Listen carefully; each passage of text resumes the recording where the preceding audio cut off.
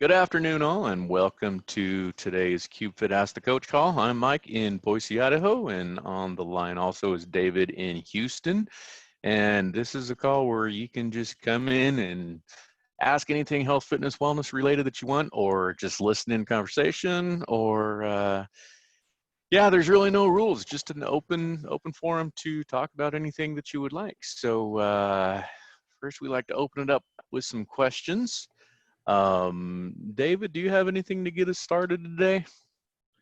I like what we were talking about right before we hopped on today about machine versus free weights, because I know it's something that I hear a lot. What's better or what's good for somebody specifically for what their goals are or how they like to train and things like that. So I would love to get your feedback or where you fall as far as the machines versus free weights. It's definitely an interesting discussion.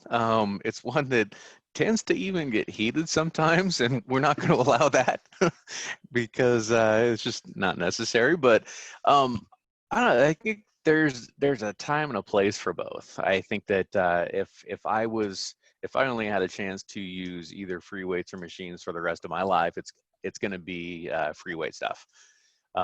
There's a lot of stuff that I feel like with free weights you can't quite replicate using machines with. I think machines are good at getting you stronger, usually in one plane. Sometimes you can get two planes of motion with machine work, occasionally even get in a third plane. But I think for just functionality wise, I think that free weight movement is the best bang for your buck. But that's not to downplay the machines. I mean, machines have a time and place as well. Big time and play, like in a rehab type setting. So, take the leg extension machine for post ACL repair. There's a really good time and place for some machines as well. But like I said, if I was only given a choice to use one the rest of my life, it's going to be the free weight variety as well. I think with free weights, you can be creative, a lot more creative than you can with machines as well. You could do more with less than you can with machines. Machines generally just serve usually one or two, maybe a few muscle groups together. Free weights, you can do compound movements, you can do multi-joint movements, you can do single joint movements. There's just a bigger variety that you can achieve with free weight exercises. And with me being a big fan of the kettlebell, there's no kettlebell machine out there. So that's kind of my background or my philosophy on that. And what do you got? What's your ideas on that? Yeah, I agree with the fact that if I personally had to choose, it's I don't think about it for half a second. It's like I'm going for free weights because that means, like you said, kettlebells, dumbbells, barbells, free weight movements. I mean that's a lot right there, just with those three things right there. And you can do all the basic movements like squats, deadlifts, you're pushing, your rows, all kinds of stuff. Even with those dumbbells, you can do single joint movements. When I think of machines, I think of where they kind of come into place is maybe those single joint movements if you're working for something more specific like rehab or like trying to optimize muscle size or something like that. And you need to use a bunch of different exercises for a certain muscle group, then it makes sense to incorporate machines. The good thing is that most of the time, we don't have to pick between the two. If you go to like a local gym and things like that, given the times right now, a lot of people don't have that, right? They don't have all these machines to pick from. And kind of a downfall of the machines is, like you said, it's usually for like one exercise, maybe two or three if it's super versatile. If it's something like dual cable, then you can do a bunch with it. If it's something like a preacher curl, what are you gonna do other than a preacher curl, right? Right. And it's kind of this big hunking machine where you can do one movement pattern, and a lot of times those are just single joint and you're not getting a big bang for your buck. A thing that I think why they're so popular is if people want to get started, then it's hard to know where to get started with like a barbell or dumbbell or kettlebell. Like you have to know how to train. So if you have a trainer, they're gonna teach you how to do all those movements, right? if they're a good trainer. And if you have a machine, you can kind of look at the little picture and see what you're working and kind of figure it out along the way. But the problem with those is we're seated so much in our daily life, and a lot of those you're just sitting down, hitting one muscle group at a time, and that's not how we're meant to move most of the time. Not saying it's wrong, but if I had to pick one for sure, I would go with the free weights. Yeah, that goes along with what I've said several times. When I'm asked why do I exercise, a lot of people do it for weight loss. Some people do it for weight gain. Some people do it for physique. There's many different reasons. And like I've mentioned before, I train now. I've shifted my focus several times throughout my exercise career, and right now it's really just to make sure I've got a good strong core and back, because I don't want to be plagued by injuries as I start getting older. If I want to go camping and hiking and go cut down some trees and get some firewood, if I'm not functionally strong enough for that, I'm going to get hurt. I'm going to come back from that trip and I'm going to have a bad back. My hips are going to hurt. I'm not going to want to get out of bed. Doing stuff like that that's why I choose the free weight approach. I'm able to get in different positions that I could with a machine. And that's just overwhelming. That's why I choose the free weight approach. I think a lot of people choose the machine approach, like you said earlier. If you don't have a clear direction, you don't know where to start, it's easy to walk by. Typically in a gym setting, the machines are all set up in a pattern. So you've got a bunch of upper body, you've got a bunch of lower body, and it's easy to see those pictures and just kind of create your own workout program accordingly. But there's the fear of getting hurt as well. And I think that's why a lot of people migrate towards the machines, is they don't have the understanding or the knowledge of how specific joints work. And so to mitigate that, or to minimize that risk, they're going to migrate over towards the machine. And as David said, there's nothing wrong with that. It's not a bad approach. I just think you'll get a lot more benefit from a dumbbell or a barbell than you will Long term for long sure. term.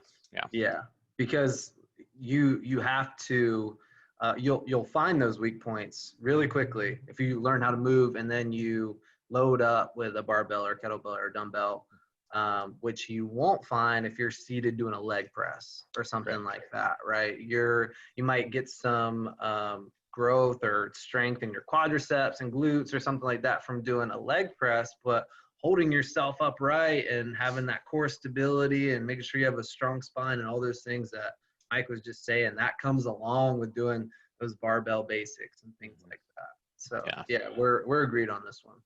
And similarly, we're us as coaches, we're in a position to be able to teach correct movement patterns. So there's no fear of being injured with free weight type exercises. So if that's a concern, please reach out to your local program manager. That's what we specialize in, is human movement. We know how joints work. We know what works together, what doesn't. Think of us, you wouldn't go to open up a 401k account and just start throwing stuff together without any kind of oversight. You're going to speak to somebody, and that's what we are here for. So if you do, and even machines as well, people have questions about machines, please reach out to us and ask. But if you are struggling to know the correct way of doing stuff, that's why we're here. And we enjoy doing what we're doing. Absolutely. Yeah, that was a really good topic and a really good question. Another thing that we talked about really quickly before we hopped on were rest periods. And you got me thinking about it too, when you're talking about how machines, usually they're kind of set up in most places where you can kind of do a little circuit and you're hitting like every major muscle group along the line. And so it kind of popped up in my mind again as rest periods, and that can be between reps, sets, exercises, between bouts of exercise, stuff like that. So do you want to kind of expand a little bit on how you feel about some of those, and I can help with that too? Yeah. I think the top thing is people like efficiency when they're in the gym. No one's interested in going in and spending 2 hours in the gym when everyone has, an 8-hour-a-day job, kids, home life, etc. But if you are able to get in and get the same amount of work done in, say, a half hour or 45-minute period versus a 2-hour period, well, everyone's going to choose the prior. And so we're looking at getting as much done as possible in a short amount of time. That doesn't mean you don't allow yourself adequate rest in between sets. There's ways of creating the workout. So, maybe we could superset. So if it was an upper body day and you're working machines, you can hit the chest press, and then you can go back over to the low row. And so while chest and triceps and shoulders are resting, after your chest exercise, you go over to the low row machine, and those are fairly inactive. Well, there's some active rest and active recovery. But going over to the free weight aspect, I like to minimize rest as much as possible, just to maintain a certain level of exertion throughout the short amount of period. So good example, there's one kettlebell exercise that we do. It's a 10-minute set where you're not setting the kettlebell down for 10 minutes, and usually it's a pair of kettlebells. And so if you're say we have a pair of 16 kilos, that's 35 pounds right here, that's 35 pounds right here. So we're moving 70 pounds over a 10-minute period without setting them down. That is hard. If we were to break that cycle and set it down every minute, well, now we take it from a 10-minute set, we could probably work up to 20, maybe 25 minutes, getting that rest in between. But when I'm training for myself, I don't finish a set and set a timer for a minute or 2 minutes. I kind of let my body tell me when it's time to get back at it. I've never had any kind of counter or I'm not watching a clock. I know when I'm ready to perform the next set. But how do you determine your rest periods? Yeah, so if it's for sets and everything that we talk about, I always have to tag this, but everything that we talk about is dependent on what you're training for, really. But how I do it is the same, because I've been training for a long time and we're kind of in the field. So we know when we're ready. That's what I always tell my clients when they ask about rest intervals if we're not there together training, and I'd write them a workout. Okay, how long should I rest in between these? I can give a good guideline dependent on what we're doing, but the first thing that I say is you want to take as much time as you can to go hard on the next set, no more, no less. Right? That's what it should be. So if you feel like you're recovered enough to give good effort on that next set, let's go. And then if it gets past that, you probably, are resting a little bit too long. If you're still a little fatigued going into that set, you probably need, another 15, 30 minute, seconds or a minute or something like that. So if you're training lighter, higher reps, then having some lower rest intervals is actually going to help you. And you're going to be able to do that. So you might be able to recover in 30 seconds to 90 seconds, something like that. Now that 30 seconds is really short. So if you can do that, you probably already have pretty good endurance, or the percentage that you're working at is too low in your rep range, or you're just not, taking it to that next level of rep range, something like that. If you're going down from that, if you're talking more about hypertrophy, muscle size, where there's an endurance component and a strength component, then that's going to go up a little bit. So you might think about 60 seconds to 2 minutes, maybe 3 minutes at the very top if you're on the heavier end of that hypertrophy rep range, which we've talked about is 8 to 12, maybe even 8 to 15-ish. You're getting past 3 minutes on that stuff, it's probably a little high. If it's less than a minute, then you might be taken away from what you could do on that next set. And then as you go along that pendulum, and you're working really heavy, we're working on some strength, you're that 1 to 5, 6 reps, something like that, you're going to be going pretty heavy, and you might need, that 3 to 5 minutes on those. I know for my big multi-joint movements, I definitely need that if I'm working in a strength rep range. So just don't confuse though if you hear somebody say, okay, a minute rest. No, if you're doing a set of 3 on squats, good luck doing that again in a minute. Like that's just not going to happen. Mhm. So as far as sets, that's probably a good timeline. You're somewhere between that 30 seconds to 5 minutes at the ends of those. But really, as you continue training, start feeling it out, and you don't have to really have a timer. You'll know when you're ready to go for that next. Yeah, great tips right there. So we understand the lack of rest in between could be detrimental. You're not going to have as much go for that next set. What about waiting too long if you're not paying attention because there's a good show on the TV that's in there and you got caught up, watching the segment and 5, 6, 10 minutes have passed before your next set? What happens? What's the negative component to that? Yeah. Besides being ineffective or Yeah. inefficient time wise. Right. Yeah, and that's a huge one. I think for people that we train, that's like the biggest one, right? If you just like zone out and you're taking 10 minutes in between sets, you're never going to finish your exercise, or you might just literally not finish your workout if it took that long. But so for endurance, it literally takes away from that stimulus that you get from those repeated bouts of exercise of higher reps. So you're mitigating that volume that you need to have better, hypertrophy or endurance, things like that. For strength, I don't think it really hurts you as much. Taking longer amounts of time might actually be good as long as you're still like warmed up and ready to move and in the zone.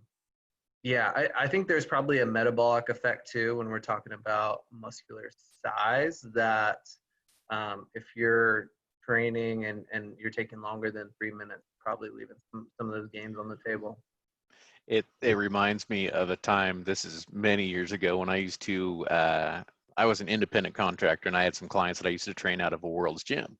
And World's Gym is a different environment than what I go to or what I'm used to. It's a completely different scene. And all of the members in there are huge. They're just monsters, and they chat. But in this specific one, everyone there used to lift really, really heavy. There were some big folks in there, but they had couches set up in that gym. They had multiple couches, and it was people who were in there working out, doing their big strength days.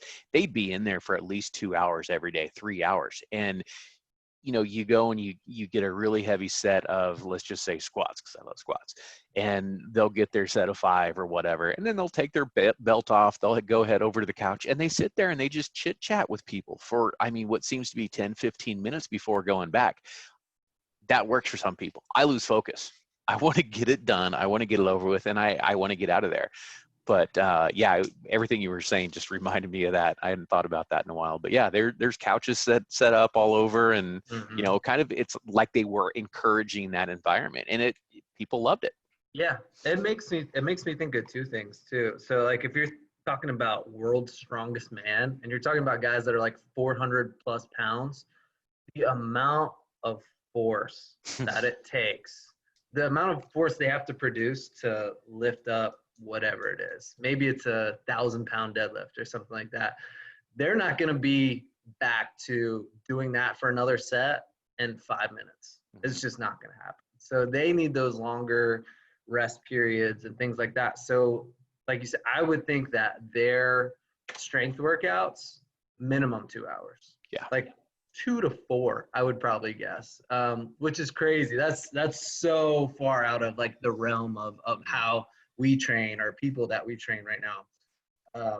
But it also makes me think too about like CrossFitters, and they have these crazy workouts too because they have to hit so many different types of fitness because they have to be brutally strong. They have to be powerful in Olympic lifts. They have to have endurance, and also having the size makes you stronger if you're at the same weight. You know what I mean? So like having some muscular size helps too.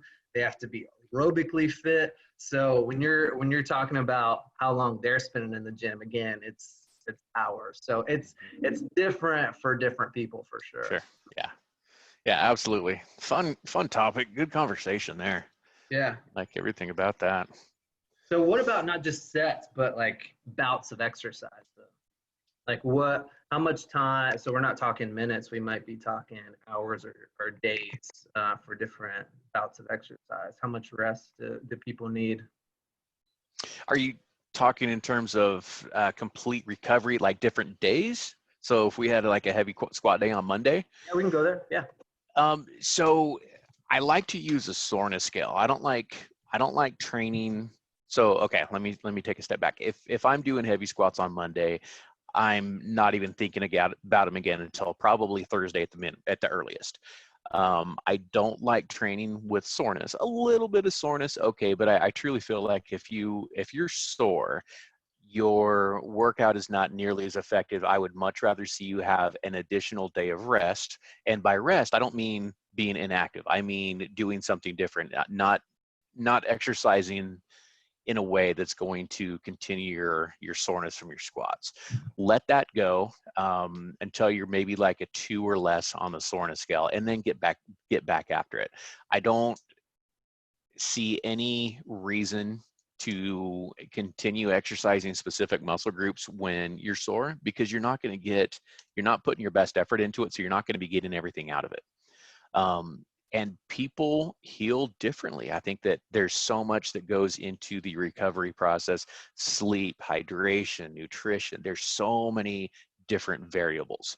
So it's a tough question to ask, because like I said, there's so many different factors, but Very um, open-ended. Yeah. very open-ended. My best advice is heavy squats on Monday. Don't look at it for at least 3 more days.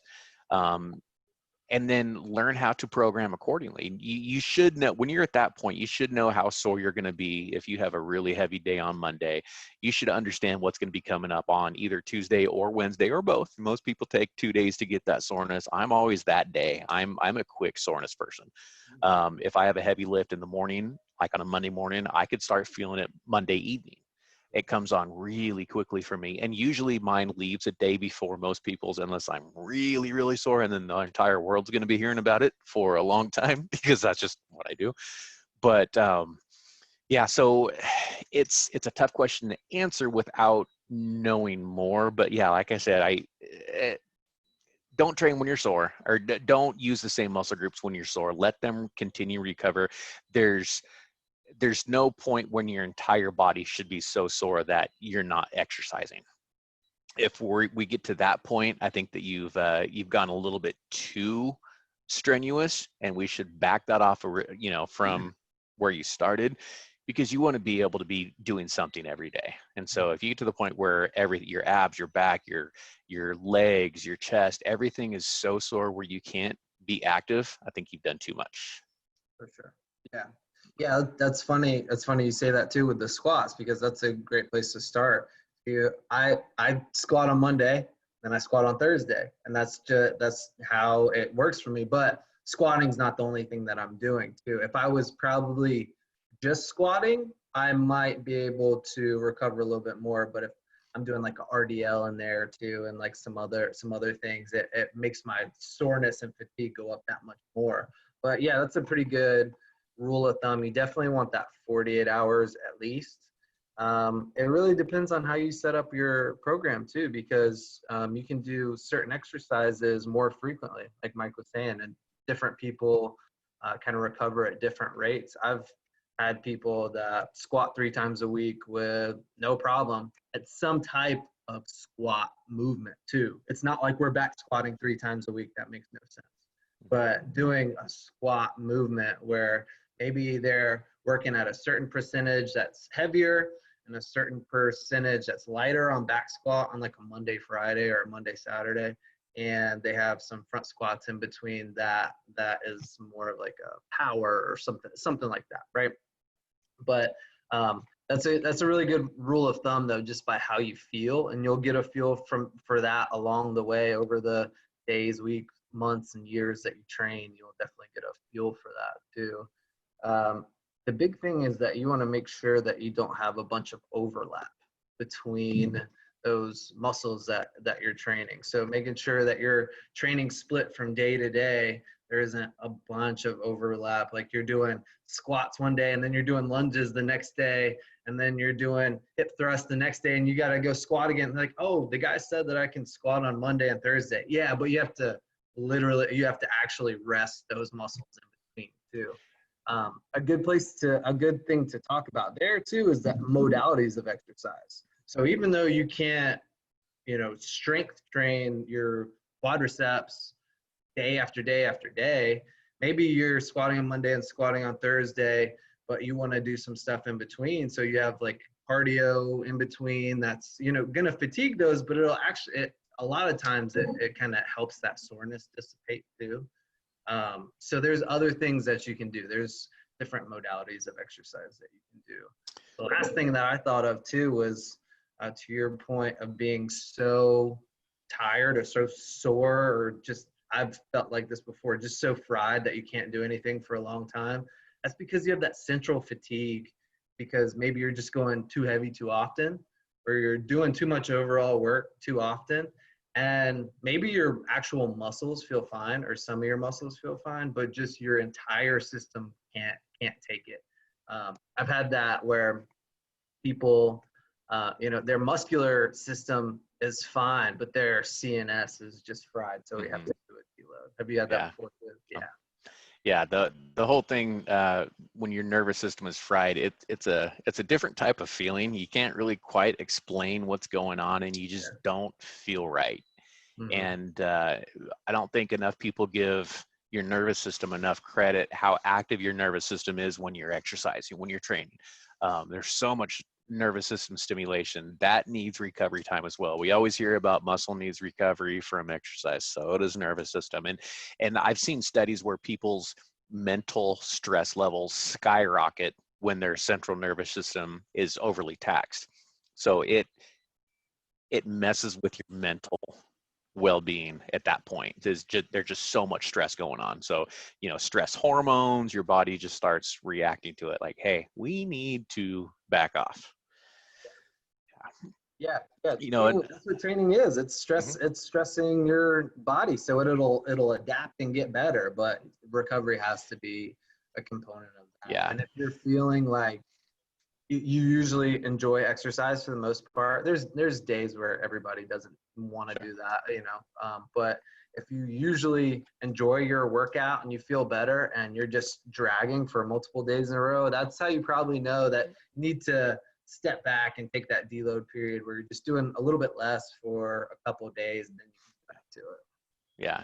And one thing kind of along the same lines, a little bit of a change of topic, you mentioned overlapping. And I think that's one thing that both coaches and group exercise instructors need to be aware of, what the other hand is doing. If I have someone and I'm giving workout programs 3 days a week, Monday, Wednesday, and Friday, but yet they're going to take group classes, I don't want what they are doing to interfere with what I'm doing and vice versa. And so there needs to be some integration between coach and instructor to know what the other's doing, so we're not getting into those overlapping, because that's when I see a lot of repetitive injuries happening, tendonitis, elbow stuff, knee stuff, not necessarily from the load or the weight, it's just the volume. And so though that's something that if you are feeling a little bit achy, your elbows, your knees, even ankles for that matter, a lot of times it could be overuse stuff. And so we need to take a step back and look at what's going on. How much overlap do we have? Are you bench pressing on Monday and then going in and doing burpees and push-ups on Tuesday? And if so, that's probably going to be the issue. So understanding different aspects of your training program, if it's being written by multiple people, everyone should be on the same page, finding out what's going on, so you can prevent those types of things. Yeah. And if you have a consultation with one of us or any type of personal trainer and things like that, that should be one of the questions. That should definitely be one of the questions. And if it's not, that's a red flag, because it's not all in this vacuum of, okay, I'm writing this for you and this is all you're doing. There's lifestyle value, things that come in. There's variables like that. And so I've had people come in that are, they usually come to my group exercise classes. They come into the fitness center and they want a personal trainer a certain amount of time. So I was like, okay, so I would love you in our class, but we can't do this, this, and this. You know what I mean? You just have to time it out better and make it all work. But it's part of the art and science of training Absolutely. and get better. Absolutely. Yep. And on that note, we have already reached our class time. Unbelievable how quick it goes by. It was a quick one. But great discussion as always. Thank you, David. And we'll look forward to seeing everyone, hopefully with some more good questions on Thursday. Thanks, y'all. See you Thursday. Have a great day.